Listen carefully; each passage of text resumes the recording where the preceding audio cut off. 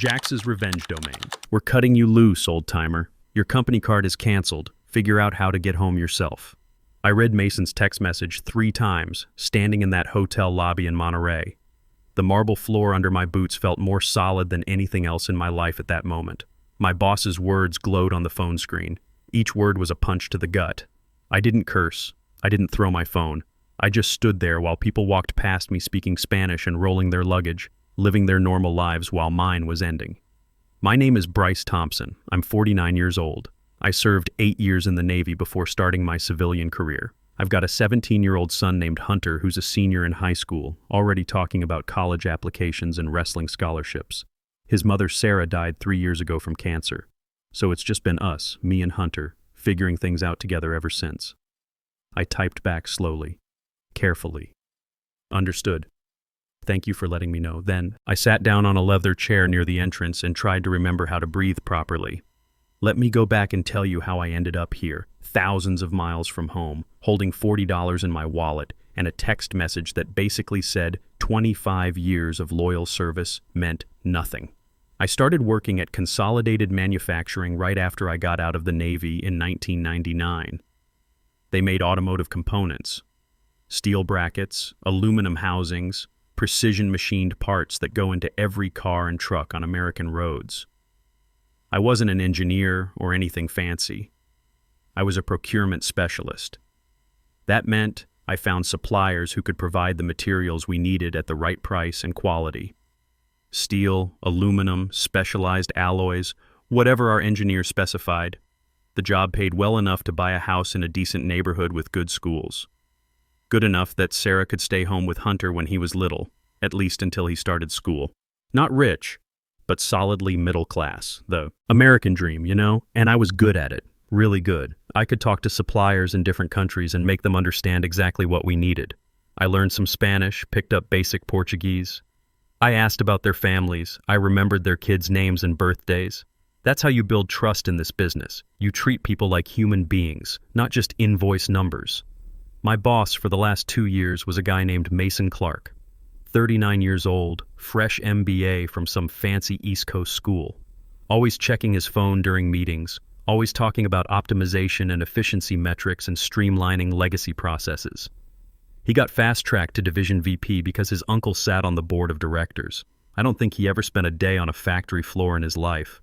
Mason liked to remind me that the world was changing. Your old school methods don't scale, Bryce, he'd say when I talked about relationship building with suppliers. We need data-driven solutions and automated procurement platforms. I'd nod and say, yes, sir, because I needed that job. Hunter was thinking about college, and those application fees and campus visits weren't cheap.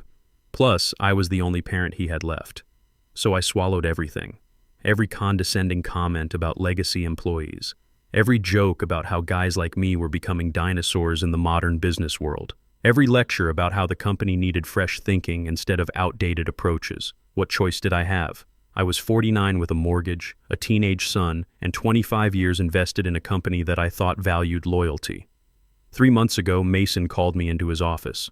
It was one of those glass-walled conference rooms where everyone could see you getting chewed out. We have a problem, he said, not looking up from his laptop. Our steel supplier in Mexico, Logi Steel Industries, they're threatening to walk away from our contract. What's the issue? I asked, pulling out my notepad. Old habit from the Navy. Always be ready to take notes. How should I know? That's your department. You're supposed to manage these vendor relationships. He said it like I was a customer service rep, not someone who'd been negotiating multi-million-dollar contracts for over 2 decades. I'll reach out to them, I said. Get to the bottom of this. You do that. This contract is worth $8 million. If we lose Logisteel, our entire automotive division is in trouble. I contacted Logan Martinez that afternoon. He ran Logisteel Industries, a family business outside Monterrey that his father had started back in the 1970s. Logan was 60 years old, built like he'd worked with his hands his whole life, which he had. His steel was the best quality I'd ever seen. Precise tolerances, consistent composition, reliable delivery. We'd been working together for 8 years, ever since I took over the Mexican supplier accounts. Logan was frustrated when we talked over video call. Your company treats us like we are machines, Bryce, he told me, his weathered face serious on my computer screen. Last quarter, they wanted to cut our prices by 15%. This quarter, they want delivery times cut in half. They never ask if this is possible. They never ask what we need. They just demand, like we are servants. I understand, Logan. Let me see what I can work out on our end. I hope so, my friend, because we have other options. Apex Industries has been calling us for 2 years, offering better terms. We stayed loyal to Consolidated because of our relationship with you. But loyalty must go both ways. I spent the next 2 weeks putting together a comprehensive proposal that made sense for both sides. Better payment terms that respected Logisteel's cash flow needs. Realistic delivery schedules that didn't require them to work their people to death. A guarantee of consistent order volumes so Logan could plan ahead and invest in equipment upgrades. Things that acknowledged we were dealing with real people running a real business, not just numbers on a spreadsheet. Mason barely glanced at my 15-page proposal when I presented it. "Just go there," he said, waving his hand dismissively. "Fly down to Mexico and fix this face-to-face. Make them happy.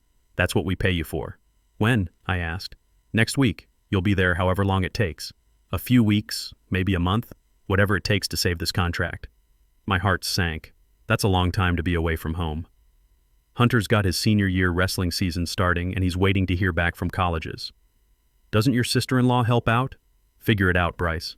This is a critical contract. Our entire automotive division depends on it." Hunter wasn't happy about me leaving for Mexico. "Dad, you're going to miss my match against Central High," he said the night before I flew out. He was sitting on the couch, still in his wrestling practice gear, looking tired but determined. "Coach says college scouts might be there." I sat down next to him, feeling the weight of being the only parent he had left. "I know, son. I'm sorry, but this deal is worth $8 million to the company. If I can fix this relationship with Logisteel, it secures our future, your college fund, everything." "I get it," he said, but I could hear the disappointment in his voice. "It's just, Mom never missed the important stuff." That hit harder than any of Mason's insults ever could. Sarah had been the one who drove Hunter to every practice, every tournament, every parent-teacher conference when I was traveling for work. She'd been the constant while I was building my career. "I'll make it up to you, I promise," I said, "and I'll be back before your 18th birthday next month." I didn't keep that promise. I arrived in Monterrey on a Tuesday morning in late September. The city was hot and dusty, completely different from the Midwest manufacturing towns I was used to. The air smelled like exhaust and street food and possibility.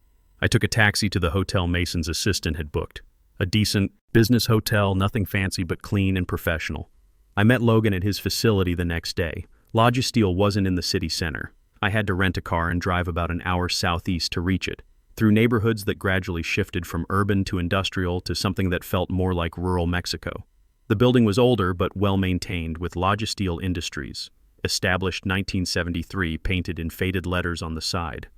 Inside, workers were cutting and shaping steel with precision equipment that looked like it had been maintained with military attention to detail. The smell was sharp and metallic, familiar from my Navy days working on ship repairs in dry dock. Everything was clean, organized, purposeful. Logan Martinez was exactly like I'd pictured him during our video calls. Gray hair, strong handshake, the kind of direct way of speaking that comes from decades of honest work. He wore steel-toed boots and had calluses on his hands that told you he still worked alongside his employees when needed. "Welcome to Mexico, my friend," he said, leading me through the facility. "Come, let me show you what we do here." His wife Casey managed the administrative side of the business. She was maybe 55, with kind eyes and the sort of practical efficiency that keeps family businesses running. She brought me coffee and homemade pastries while Logan and I talked in his office, which overlooked the main production floor. "Tell me what you need from us," Logan said, settling into his chair. "But first, tell me what we need from you." It was the first time in months anyone had asked me that question. What did we need from each other? "I need you to keep working with Consolidated," I said honestly. "But more than that, I need to understand what's not working for you. What's making you want to walk away from 8 years of partnership?" We talked for hours that first day, not just about prices and delivery schedules, but about respect. That word kept coming up. Respect. "Your boss," Logan said carefully, choosing his words like a man who'd learned diplomatic language the hard way. "He talks to us in emails like, we are nothing. Like our 50 years of combined experience means nothing. like we should be grateful for whatever terms he decides to offer. I know, I said quietly. He talks to me the same way. Casey looked at me with something like sympathy.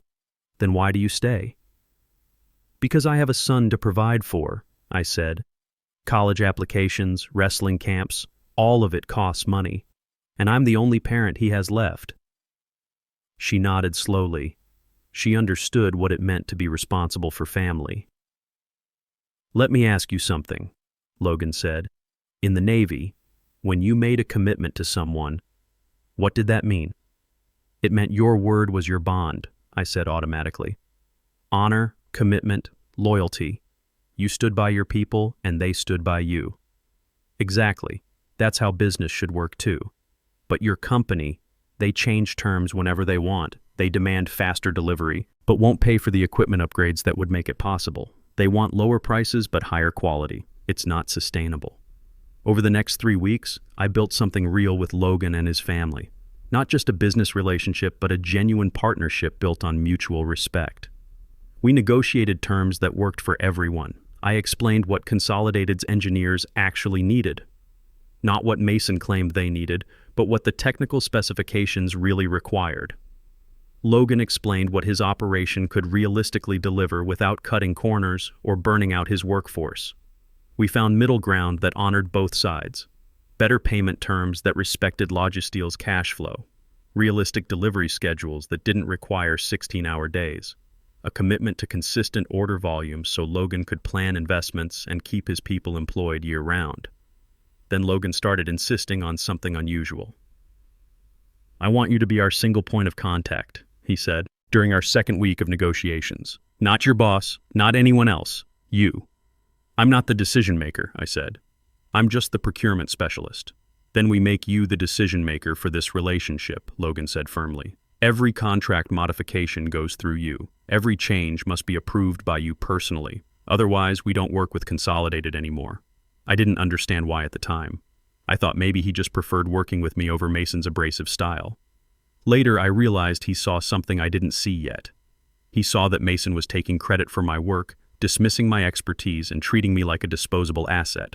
Logan wanted to protect what we were building together by making it impossible for Consolidated to cut me out of the equation. Back home, Mason would message me at all hours. Where are we with the contract? When is it signed? What's taking so long? The board is asking questions. I'd explain that building trust takes time, that rushing would damage everything we'd worked to repair. He'd respond with messages like, I don't need excuses, I need results. We're paying for your vacation down there. Vacation. Like I wasn't working 12-hour days trying to save his division. Once, Mason insisted on joining one of my video calls with Logan. It was a complete disaster. Mason interrupted constantly, made jokes that didn't translate and weren't funny to begin with, and treated Logan like he was stupid for not speaking perfect English. He kept checking his phone during the call and asking when we could wrap this up. After Mason left the call, Logan was quiet for a long moment. Then he said to me, "That man has no respect for anyone but himself." "I'm sorry," I said. "He's under pressure from the board." "Don't apologize for him," Logan said firmly. "You are not him. You understand business. You understand people. He understands only numbers on a screen." Hunter's 18th birthday happened during my 4th week in Mexico. I'd promised to be home for it, but we were so close to finalizing everything that I couldn't leave. I sent him a new wrestling gear bag and a card, made a video call to wish him happy birthday, but I could see the disappointment in his face even through the grainy hotel internet connection. My sister-in-law Harper told me later that he just nodded when he opened the gifts, said thanks, but spent the rest of his birthday evening in his room. "He just wants his dad home, Bryce," she said during our private call. "These last 3 years since Sarah died, you're all he's got. He understands you have to work, but he misses you." "I know," I said, feeling like I was failing at the most important job I'd ever had. "Just a few more days. We're almost done here." Finally, after 5 weeks in Mexico, we had everything ready. A complete agreement that would bring Consolidated $8 million worth of high-grade steel over 2 years. Enough material to fulfill their major automotive contracts with Ford, GM, and Chrysler, plus have capacity for the new electric vehicle components they were developing. Logan's business would benefit with steady work and fair prices. Consolidated would benefit with reliable supply and quality that exceeded industry standards. Everyone would win. The contract language was bulletproof. I'd spent hours going over every clause with both Logan and Casey, making sure we understood exactly what we were committing to. The key provision was buried in Section 12, subsection C. All contract modifications, delivery schedule changes, and pricing adjustments must be approved in writing by Bryce Thompson, designated as primary relationship manager for this partnership. No other Consolidated manufacturing employee is authorized to alter the terms of this agreement. Logan had insisted on that language, and now I understood why. He was protecting both of us from exactly the kind of corporate interference that had nearly destroyed this relationship in the first place. The signing was scheduled for a Thursday morning. Logan wanted to do it properly, with his whole family present, his 2 sons who worked in the business, Casey, even his elderly father who'd started the company. He treated it like it meant something important, which it did. This wasn't just a contract. It was a partnership built on mutual respect and shared values. I was proud of what I'd built. Genuinely proud. For the first time in months, I felt like I'd accomplished something that mattered. Something bigger than just surviving Mason's constant criticism and corporate politics. That Wednesday evening, I was in the hotel lobby going over the final contract details one more time when my phone buzzed. I expected it to be Hunter, maybe calling to tell me about his latest wrestling practice or college interview. Instead, it was a text message from Mason. "We're cutting you loose, old-timer. Your company card is canceled. Figure out how to get home yourself." I stopped breathing. I read it again, then again. No explanation, no warning, no phone call, just those words. I checked my company credit card on my phone's banking app. He wasn't lying. The account showed suspended, contact issuer. I had $40 in cash in my wallet. My return flight was booked through the company's travel system. I didn't know if that was canceled too, but I wasn't about to find out at the airport. I was stranded in a foreign country, after 5 weeks of work, after missing my son's 18th birthday, after eating cheap street food to save the company money, after taking buses instead of taxis and staying in a budget hotel instead of the nicer place Logan had offered, after doing everything Mason had asked and more. And he called me an old-timer. My fingers moved automatically, typing what my Navy training had taught me to type in crisis situations. Acknowledge, confirm, move forward. Understood. Thank you for letting me know. I didn't know what else to say. My mind went completely blank. I sat on that lobby chair for maybe an hour, maybe more. People walked past.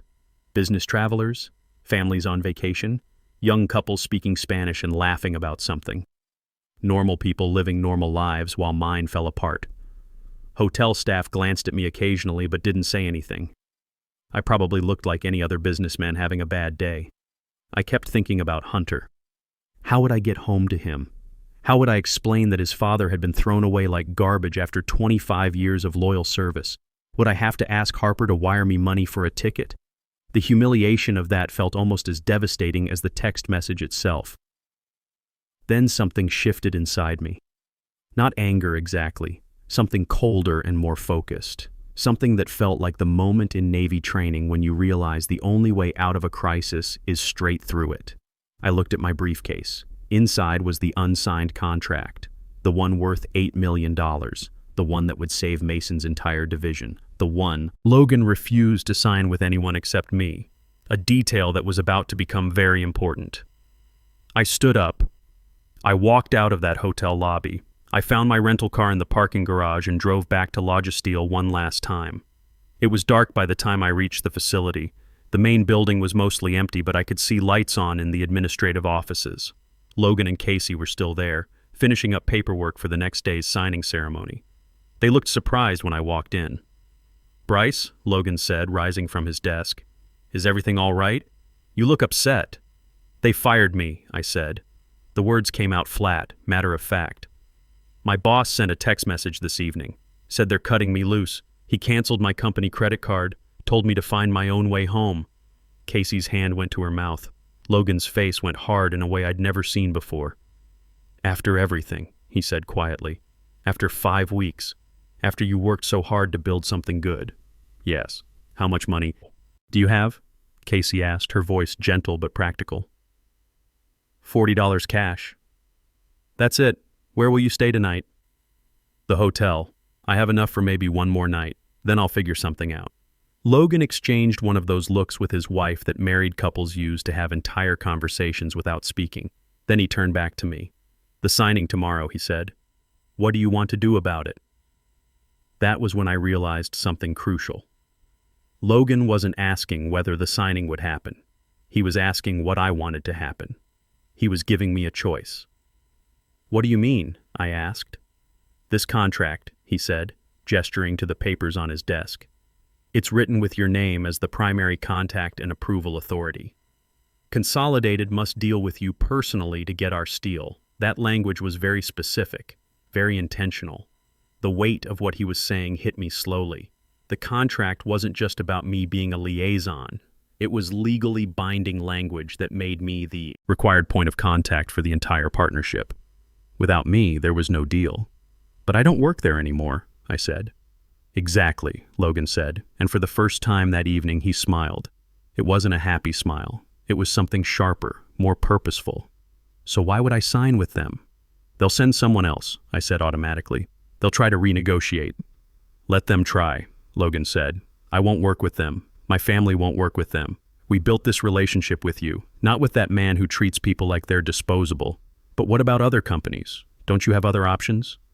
Apex Industries has been calling us for 2 years, Casey said quietly, offering better terms, better prices, more respect. We always said no because we had loyalty to Consolidated, but now we see what Consolidated's loyalty is worth. You'd really walk away from $8 million? I asked. The money isn't walking away, Logan said firmly. It's just walking to someone who deserves it. Someone who treats people the right way. I felt something loosening in my chest. Something that had been wound tight for so long I'd forgotten what it felt like to breathe normally. There's something else, Logan continued. Apex Industries asked us last month if we knew anyone who could manage their international procurement operations. Someone who understands materials, suppliers, relationships, someone with proven experience. He paused and looked directly at me. I have someone in mind now. He meant me. I can't, I said automatically. I need to get home. I need to find another job. I need stable work. Hunter's looking at colleges, and I can't take risks right now. You need to stop letting people treat you like you're worthless, Logan said firmly. This man throws you away like garbage after you built something valuable for his company. And you want to rush home and find another person who will do the same thing to you? I have responsibilities, I said. A mortgage, college tuition coming up. I can't afford to take chances. This isn't a chance, Casey said gently. This is you taking what you've earned. You built this relationship. You did the work. You created the value. Why should they benefit from it when they don't respect you? I looked at the unsigned contract in my hands. 5 weeks of my life. Hunter's 18th birthday. All those conversations, all those negotiations, all that trust I'd built with Logan's family, and Mason had called me an old-timer and left me stranded. What would I need to do? I asked quietly. Logan's expression softened. Tonight, nothing. Stay here. We have a guest room upstairs. Tomorrow morning I'll call Apex Industries. I'll tell them Consolidated is no longer an option. Then I'll call your old boss and tell him there will be no signing. He'll be furious. Good, Logan said simply. Let him be furious. I stayed in their guest room that night. It was simple and comfortable, with a bed that felt like luxury after weeks in a business hotel. Casey brought me dinner, real Mexican food, not the tourist stuff I'd been eating, and sat with me while I tried to process what was happening. My father used to say something, she told me. When someone shows you who they really are, believe them the first time. Your boss showed you who he is today. Don't give him a second chance to prove it. I thought about that all night, about all the times Mason had shown me exactly who he was, the dismissive comments, the credit-taking, the constant reminders that I was expendable, and how I'd ignored it all because I was scared, because I thought I didn't have choices, because I believed loyalty would eventually be rewarded. The next morning, Logan made his calls. First, he called Apex Industries. I could only hear his side of the conversation, but it was clear they were very interested. Yes, this is Logan Martinez from Logisteel Industries. We spoke last month about a partnership. Yes, that's still something we want to pursue. Good, I have someone you should meet immediately. He's the best procurement manager I've ever worked with. He's the reason Consolidated wanted to work with us in the first place. Now he's available. Then he called Mason. I sat there in Logan's office while he put the phone on speaker. My hands were shaking, but I tried to keep my face calm. This was it, the moment of truth. Mason answered on the second ring. Logan, finally. I've been trying to reach you since yesterday. Are we all set for this morning's signing? I've got the board breathing down my neck about this contract. No, Logan said calmly. We're not all set. Long silence. What do you mean? Mason's voice changed, got that tight, controlled tone I knew too well. I mean, there will be no signing today, no contract. Logisteel Industries will not be working with Consolidated Manufacturing. Is this about money? Because we can negotiate the pricing.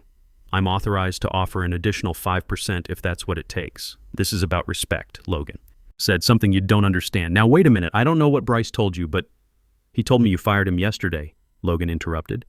After he spent 5 weeks here building something good. After he worked harder than anyone I've seen in 30 years of business. After he gave up time with his son to serve your company. You threw him away like he means nothing.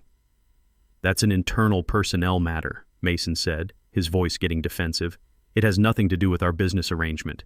It has everything to do with it, Logan said firmly. Bryce was our arrangement. We negotiated with him. We trust him. We built this partnership with him. The contract specifically requires his approval for all modifications. Without him, there is no contract. You can't do this. We have a verbal agreement. We have emails. I'll get our lawyers involved if I have to. Read your contract language, Logan said. Section 12, subsection C.